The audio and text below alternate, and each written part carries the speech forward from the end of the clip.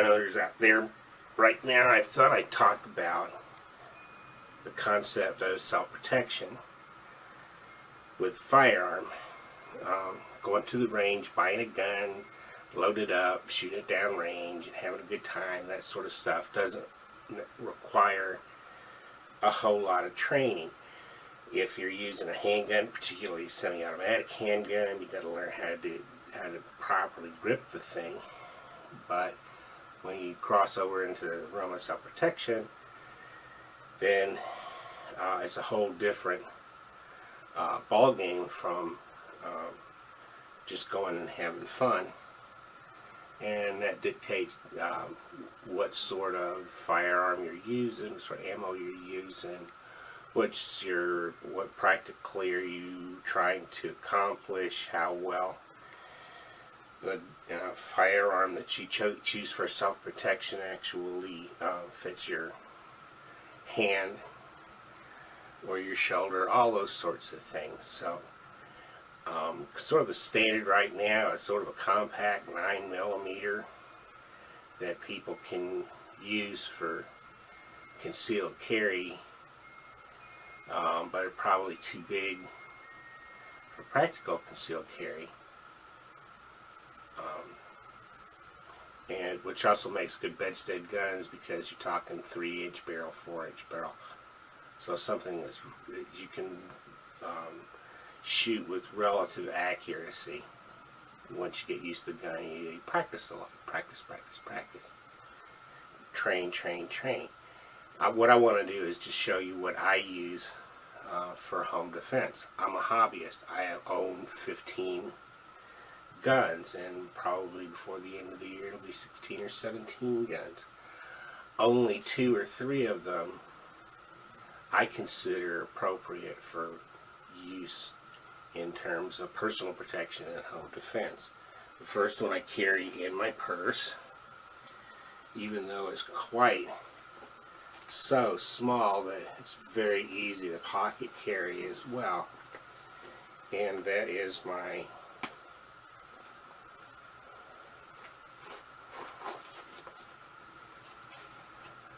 Kel-tec P32. It's a really nifty little gun. It weighs, loaded, 7 rounds, 1 in a chamber. You're talking 10 ounces. It's tiny. There's not too many guns out there that are tinier than this.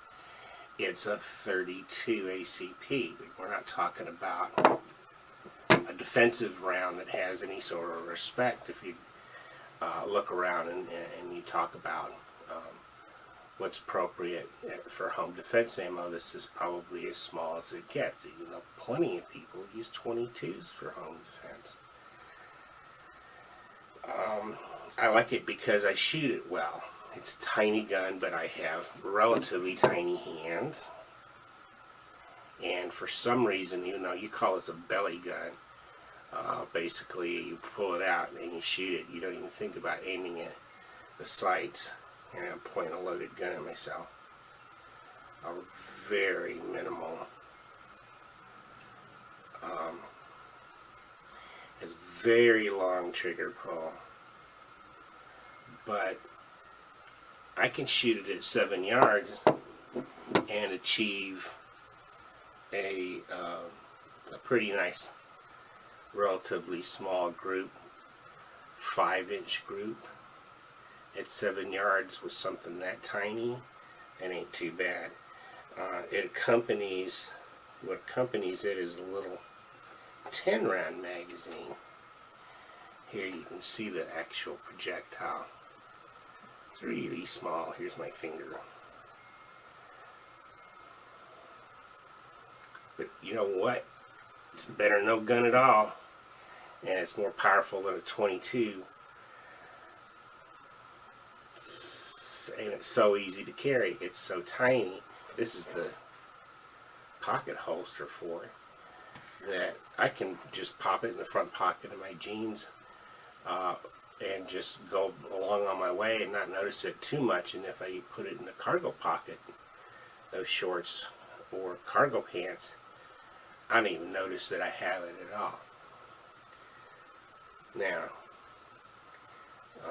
I would use this for home defense. It's a good one to pop in my pocket if I'm out sort of gallivanting around the backyard or whatever. It's a good backyard gun.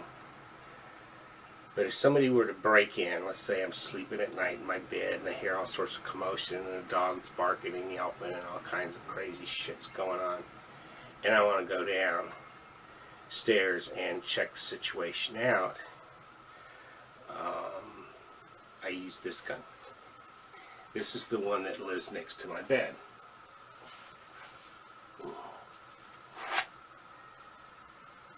Smith and Wesson M&P40.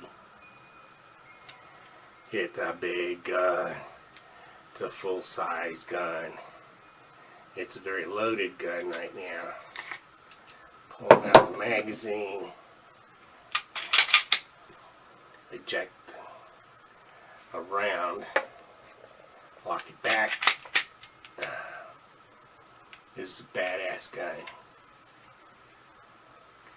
It's a used gun. I was able to get this with my usual military discounts for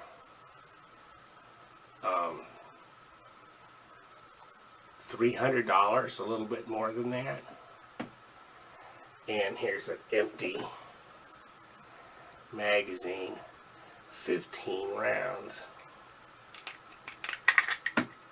It does not have a magazine disconnect.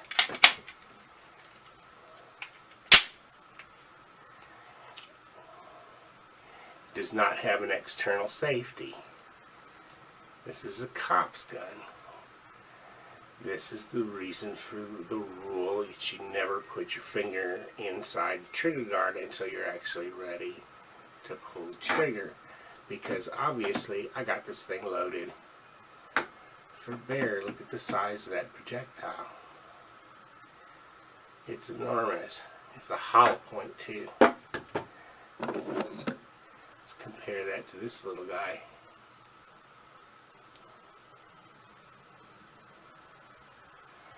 This is going to knock you or anybody totally on your ass. 15 rounds, one in the chamber, with a full-sized handgun with a 4-point-something-inch long barrel, and it's what I'm going to use if you try and break into my house. This is what's going to get stuck in your nose. This is what's going to go in you if you try to violate it.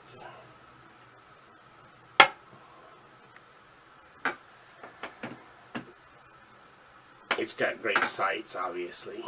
Even so, it's a handgun. And handguns are not nearly as accurate as rifles are.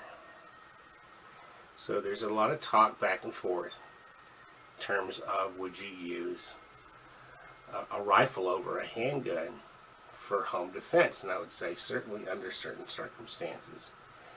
And I'll talk about that a little bit in the next video with regard to using a rifle as